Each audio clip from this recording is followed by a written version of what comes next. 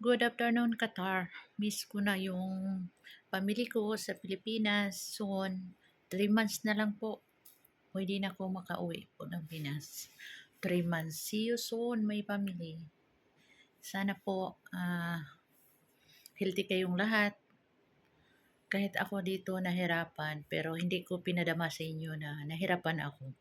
Tiniis ko. So, pag tumawag kayo, nakita ninyo ako na masayahin. Walang naramdaman. So, kahit may sakit ako, tinatago ko na lang. Ayaw ko na mag-alala kayo sa akin. Gusto ko na masaya kayo. Kahit malayo ako, ayaw ko nang mag-alala kayo sa akin na may sakit ako bago ako naoperahan. Ipakita ko sa inyo na strong, mas lalo akong strong sa naramdaman ko. Tapos, ito yung hamon sa buhay ko.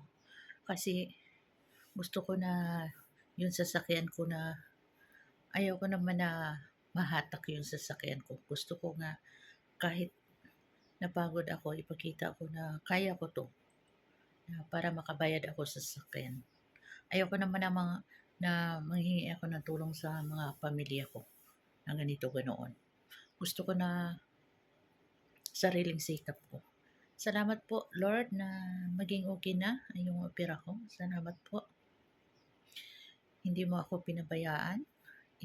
Ikaw lang ang kasandalan ko. Kahit anong problema ko, ikaw lang tinatawag ko lagi. Ug salamat po sa bago ako mag-live, kinakausap kita, Lord, na bigyan mo ako ng views. So,